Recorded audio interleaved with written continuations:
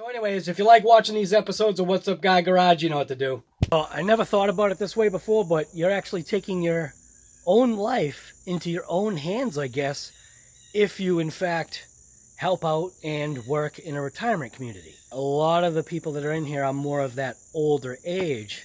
Big Black was almost just taken out by a little Nissan. This guy was flying around the corner, effectively almost lost control, almost slammed into the driver's side rear quarter of my truck. If I wasn't paying attention and didn't pull onto somebody's grass, Big Black would have been wiped out. Maybe not wiped out, but still. So be careful when you drive through a retirement community. So what better place to take a rock racer like the CAMO X4 to a place with like a whole bunch of rocks. So here we go. CAMO X4, ready to rip.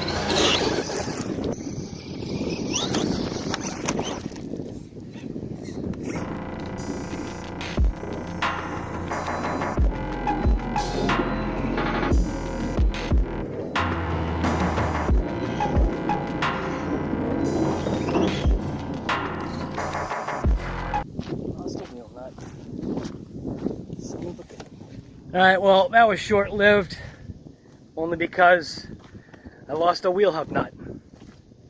Damn it! Yeah.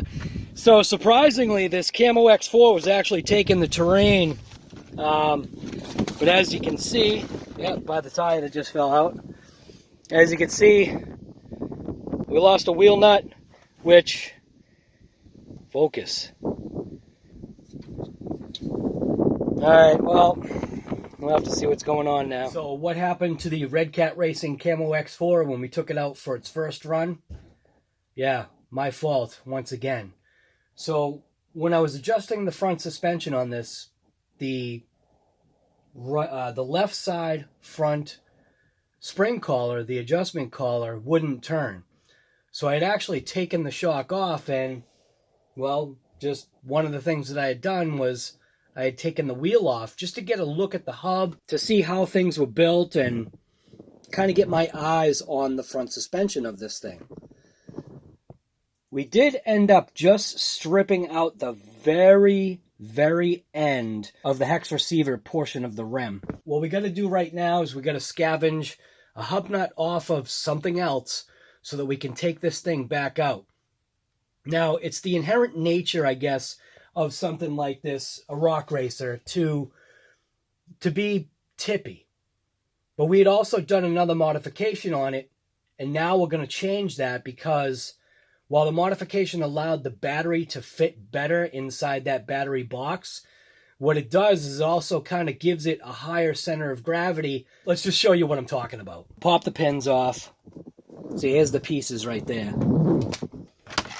So in order to fit a larger battery, such as these type of batteries, what I had to do is I had to cut off the back portion of the battery tray, which it's really no big deal cutting that portion off, because the Velcro straps are definitely going to keep that battery locked down in place. What I also did notice is that on this Redcat, you've got an optional place to place that actual battery tray, and we're going to see if we can fit that battery and tray in that new location. Now, when you actually look at the chassis, you can see you've got a couple of holes here, which actually, let's just get this off.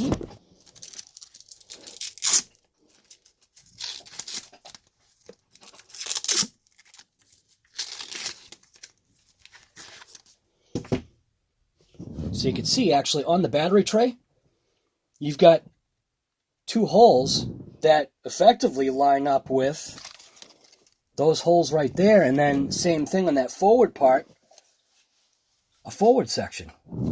So we're going to unscrew this battery tray. We're going to actually place it down and inside. It's going to lower that car's CG, so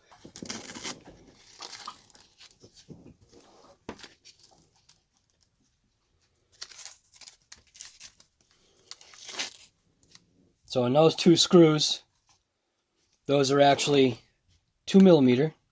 And obviously the only thing you're going to have to provide are, I believe, 2 extra screws. So we'll pop this battery tray off of here. Is that molded in there? No. So these straps are actually screwed onto there. But I'm sure that's giving the left and right side of this back, I guess you want to say, frame member, which actually is replaceable. So these actual left and right sides of the upper shock and suspension is actually replaceable. Get rid of the sticker here.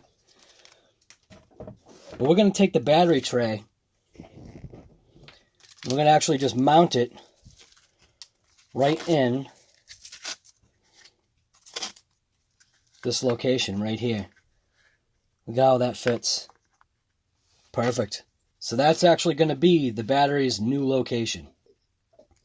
This may actually give the chassis itself a little bit more rigidity too, almost serving as a center brace. Now we'll just go to our screw box. I'll leave a link in the description, so if you want to get the screw pack that's like this, washers and the screws that you see in here, you can go ahead and grab these. These are actually a higher quality than I had thought they were going to be.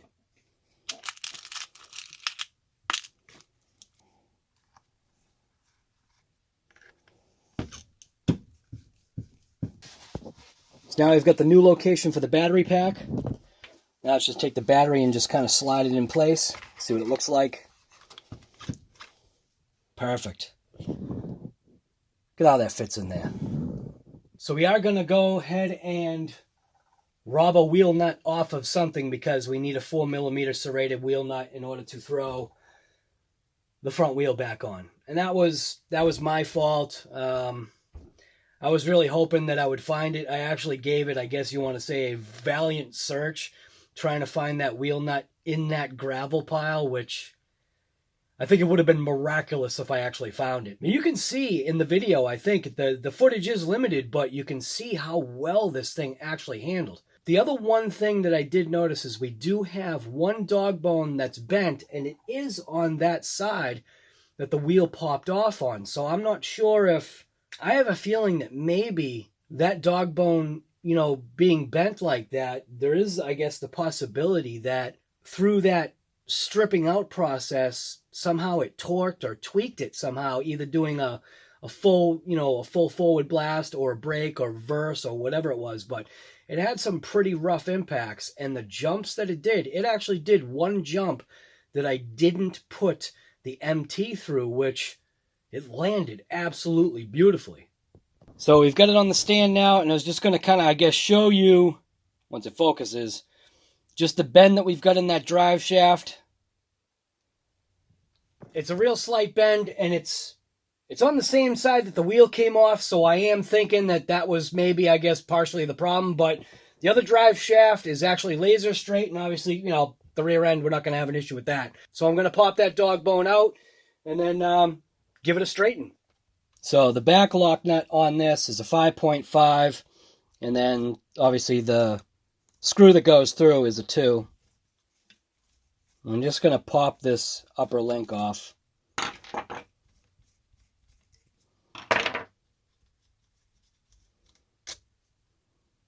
Swing the axle out of the way. Obviously pop off the aluminum hex, which it's nice to see that the hexes are aluminum on this.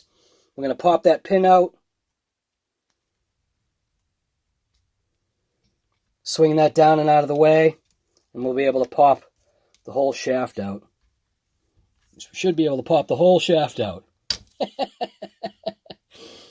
So there you go. So we're going to straighten that. We're going to straighten that little dog bone out right there. You can see that it's got just a little bit of a hook on it right here. So we're going to straighten that up and throw it back in.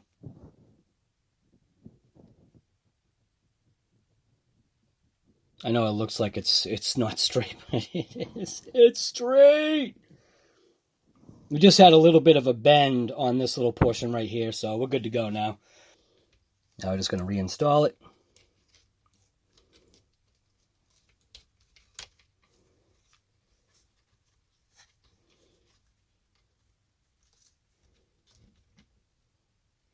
Swing our link back down.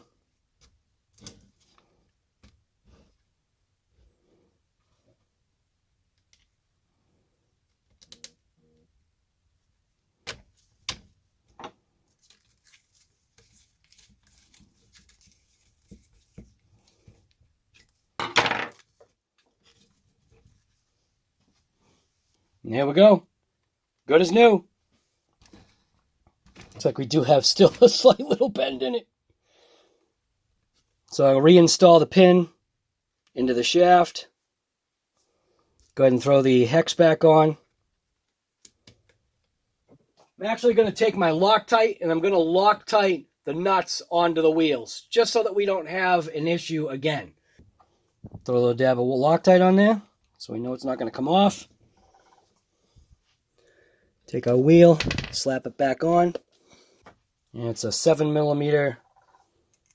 Well, the size is a 7mm, but it's a 4, an M4 hub nut. Make sure we crank it down. Now that we've got the wheel back in place and we robbed an axle nut off of the Redcat Gen 7, we have more on the way. I actually picked red because, you know, just whatever.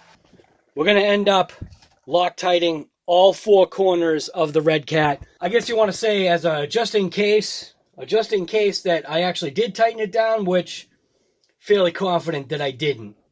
because I was filming. Since we got it on, I guess, the shop table, what I want to do is I want to open up the rear diff cover just to see what's going on inside here, to see if we need to add any fluid. Those are fake screws. So it's a 2mm coarse style threaded screw, obviously because we are going into plastic. Focus. There's no focus here. Come on, what's going on here? Focus.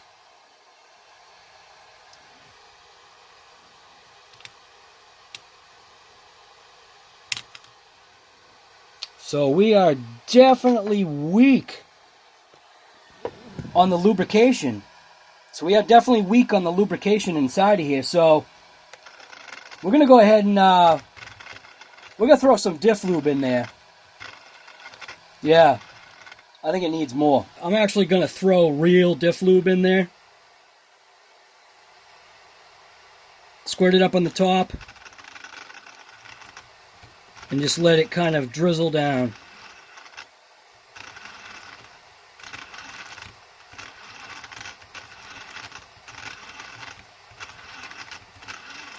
That looks good.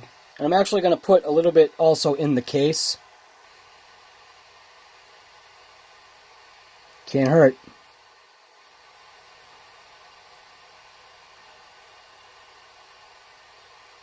And I'm going to take a little bit of my Pedro's Sin lube, squirt that in there as well.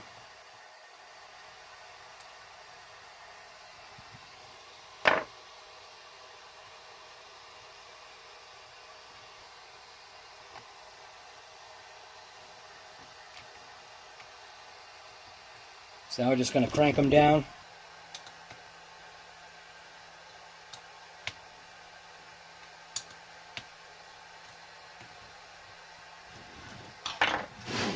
There we go. So as you can see, it's in the rear, it's a locker style.